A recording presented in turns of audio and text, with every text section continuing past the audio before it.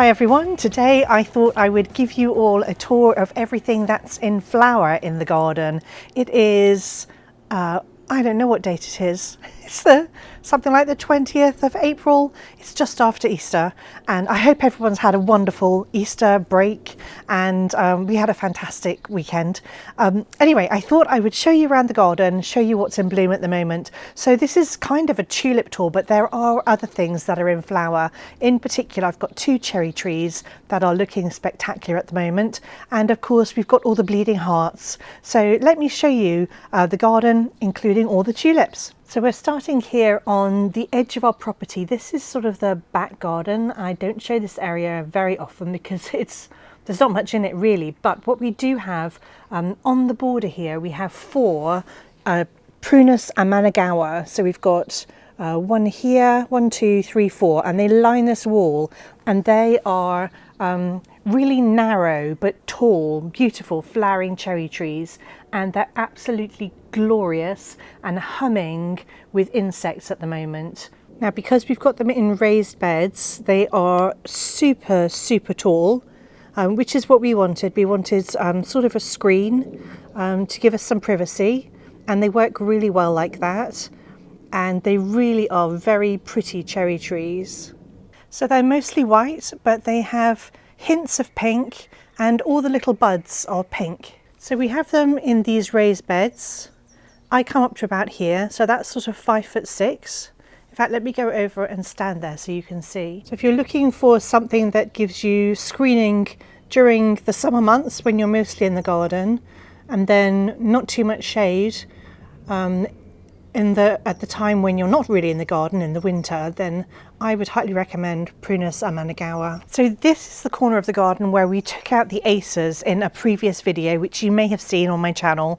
We've put those into pots, containers on the patio, but in amongst all those acers we've got these gorgeous bleeding hearts. Now we've got the pink one, and we have a white one, and then I have a very little pale pink one. Let me show you. This one has got little pale pink flowers. It's not the white one. So these over here, these are white, but this one has definitely got pink tones, and I think it's really pretty.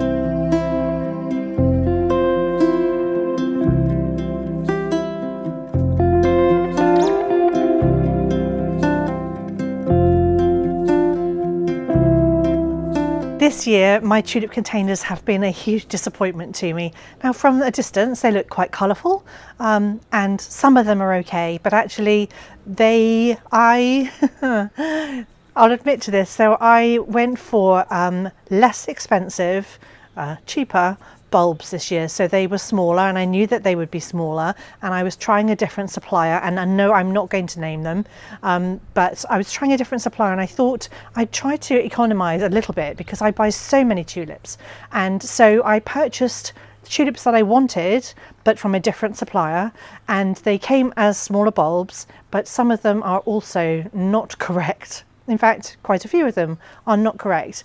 So I'm really disappointed, and I won't be doing that again. So in the future, I'll just buy less tulips and better quality, where I can rely on them actually being correct, because this has been a bit of a disaster. Now, my favourite tulip here is the one called Merlot, which is this deep burgundy purple one. It's gorgeous, and I believe that one's correct. And also, the flower size is pretty much okay. So this is Merlot, and I mean, they're not tiny. They're big enough. But if you buy really good quality tulips, they're often bigger than this. But this is a good size bulb, a good size flower, and also they are tall as I would expect them to be. They are on very weak stems, but then I did buy small bulbs. However, this one at the front here, this one's supposed to be ballerina. Now, not only are the flowers considerably smaller, I mean, there's a significant difference in flower size, so they're much smaller, but also, and yes, these are a few days old now, but they're not correct. So they're nice and orange. Ignore these because they've gone over. So they're nice and orange, but they should have sort of, well, they shouldn't have white around the outside, but they also should have a dark sort of crimson stripe in the middle of the orange. They're not quite ballerina. I don't know what they are. There's something different. And I will show you a ballerina in a different border that comes from previous years that looks completely different. Now this rosy pink one here, this is Van Eyck. So the problem that I have is that this one over here is the one I was just showing you, that's Van Eyck, and this one here is exactly the same colour, but it was sent to me as a different tulip. So this one was sent to me as Holland Beauty, and it's exactly the same, identical to the one that was sent to me as Van Eyck. So it's not super ugly, I quite like it. It's just not what I was expecting and not what I wanted. And again, the flower size is quite small, but that's my fault for buying smaller bulbs. And then we've got one more problem, and that is this tulip here. That is supposed to be Menton, which is this really, really big, pink, very tall, late flowering tulip. And that isn't. I don't know whether the rest of this pot are going to be exactly the same, or whether this is just one bulb that ended up in with this bunch, and all the rest of them might be the correct colour, but that's definitely not Menton. Now the other problem I've got is that this one here is supposed to be Apricot Beauty, which it may well be, but it's slightly paler than I was expecting. But also look at the form, they are just all flopping everywhere, and it's definitely not dry. They've had exactly the same amount of water as everything else. I've checked the compost. This is just what's happened to this particular variety. So this is not what's supposed to happen with Apricot Beauty. It shouldn't be doing that, but they've just all flopped everywhere, which I think is such a huge disappointment. And it's not an aberration, because exactly the same thing has happened over here on this side, where I've got exactly the same tulips. So I did 2 pots, one for each side of each variety of tulip. So here is Apricot Beauty on this side, and it's the same colour, but they're all just flopping over. And at the back here, this one is Holland Beauty, and this one is Van Eyck, and they're just exactly the same colour. They're the same tulip. And then again, we've got Ballerina over here, which just, I don't know, it's really small. It shouldn't look like that. And then we have Merlot, which is gorgeous. This is the one tulip where I think they've got it right. And then this is Menton, which should flower later. So I wasn't expecting any of these to be up yet. So I'm over here on what we call the corridor bed, and these tulips were all planted in previous years, and these are the ones that come back. So with a lot of tulips, you can try your luck with them. So you can plant them in your borders and hope they come back every year. But what tends to happen with most tulips is that they will get weaker and the colour won't be as vibrant, and they just won't all come back. So it's best to sort of, keep replenishing them each year. So Darwin tulips, and what's the other one? I've literally got a mind blank. I'll put it up on the screen. So there are some tulips that come back reliably every year. The species tulips will definitely come back reliably every year, but a lot of the fancier ones don't tend to. So this might look a little bit patchy to you, but actually I'm quite pleased, because these are about 3 or 4 years old now, and they've come back really well. So the variety that I've got in this border is Doll's Minuet, which is the deep cerise pink one with pointy petals, and I really love it. And then the paler one, the one that's more white with splashes of pink, that one is called Finola, and I really do like the combination. I think it's gorgeous. So it looks a little bit sparse here at the front, but then I've got a lot more at the base of this tree here, and I think they look really cute. So some of the Doll's Minuet are looking a little bit scrappy, and they definitely are going over, but all tulips don't all flower at exactly the same time, so it is a little bit of a guessing game when to do a tulip tour. But I think these look really cute here, and I'm so pleased with how many came back. And then right in the background, this peony came out, and it has absolutely enormous flowers. So these flowers are definitely the size of my hand. So I think these tulips look really wonderful. So they probably look white to you, but actually they have got this purpley, cool purple tint to them, and they're called Blue Amabile or Amiable. I don't know how you pronounce it, but as they age, they definitely get more pale. They turn to almost white, but when they start out, they really do have a lovely, lovely hint of cool purple, and they're so pretty. I can't remember which the pink ones are that you can see with them, but I will put the name up on the screen. But the reason I love this so much is because I planted them in this bottom border, but I also planted them in the top border, so I've kind of got this sort of repeating of exactly the same colour, and I really, really like it. I've got a lovely Veronica that's in flower.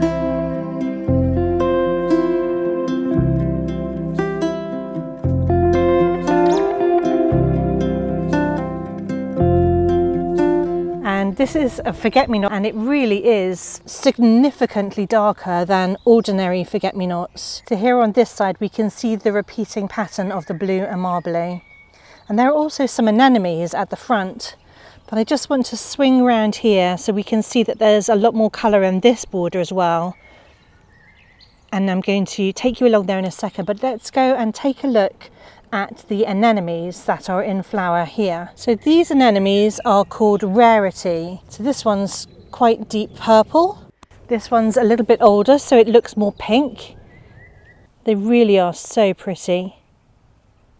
So this is blue amabile close up. Here in this border we've got a lot of tulips that are left over from previous years, and I really love them. And there are also, this is a different anemone. This is an anemone called Edge along the front. First of all, this tulip here, this is a specialty tulip that I got last year. I was only able to afford a couple of bulbs, and I think it begins with V. I'm going to have to put the name up on the screen, but it really does have the most gorgeous hues. It's kind of a soft purple with bronze in it. It's so, so pretty. Got some white anemones, some purple anemones, and then this is the one that is called Anemone Edge. And then in the background we've got some more Merlot. So this is from this year. These are tulips called Merlot that I bought this year. So they were the one successful tulip that I got in this bunch.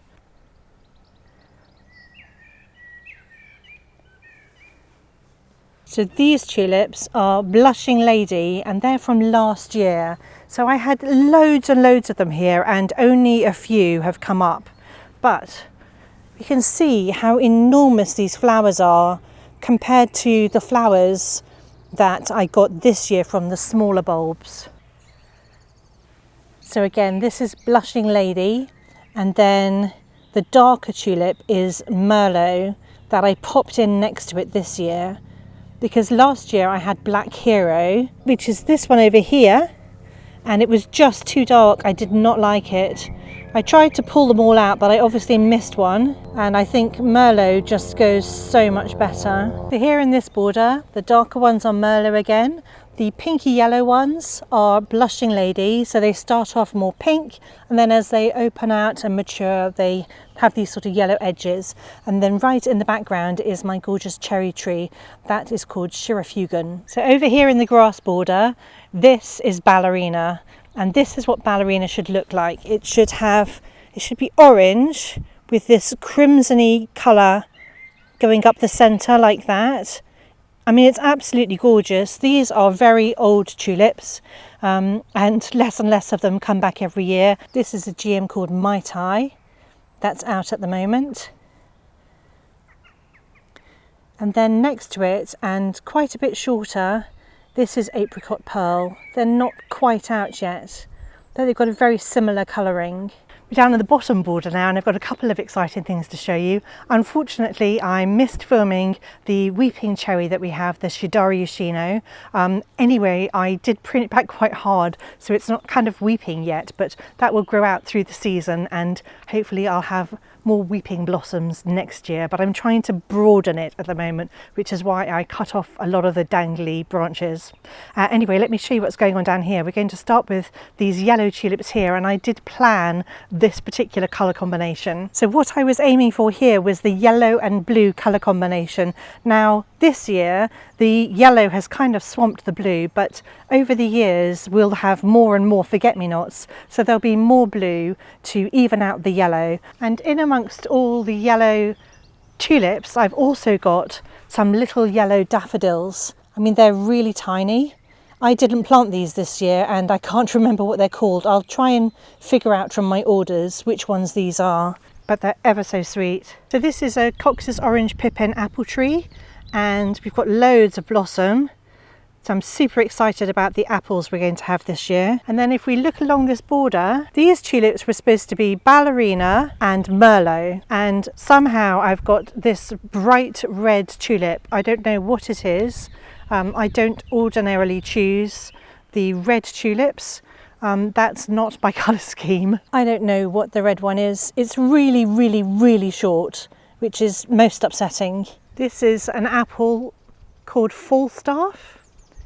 More gorgeous apple blossom. And then through the archway here we've got a gorgeous crab apple.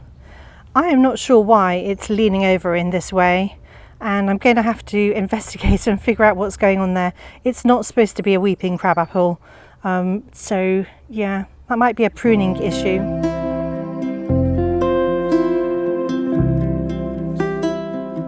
If you've been following my recent videos, you will have seen this Picea already. This is one called Riedel, and in the spring it has these incredibly vibrant red tips. It's absolutely stunning, a real eye catcher. And then from everywhere in the garden we can see this gorgeous cherry tree. It's one of the first trees that we planted.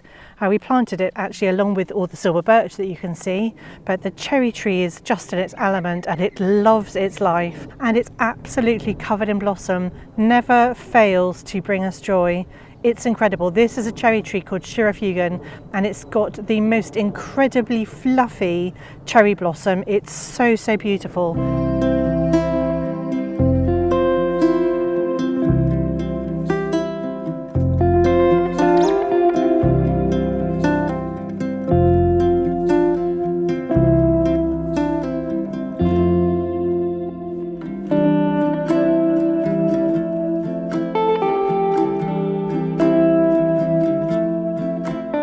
Something else that I don't show very often is the other side of the eucalyptus hedge that we normally have here when it's not pruned. And we've got this Trosia Mexican orange blossom. It smells incredible. It's right outside one of our doors and it's covered in blossom at this time of year. It smells absolutely incredible. Just behind it, over here, we've got the white crane peony. So that is the patio, just for orientation. I mean, it's possibly not the prettiest blossom in the world, but en masse it looks absolutely gorgeous. And you know, it's not unappealing, but it smells divine. Well, that's it for today. I really hope you've had fun with me as I wandered around the garden, appreciating all the blossom and all the blooms that I have. I know some of it's been disappointing for me this year, but you know what? You live and you learn, and gardening's all about trying things. And I've decided what really matters to me is that I have less flowers, but they look really stunning. So that's what I'm going to do in the future. I really hope that you're enjoying this cherry tree as much as I am. I love watching all the petals flying around, it's gorgeous. Anyway, thank you so much for watching and I'll see you all next time.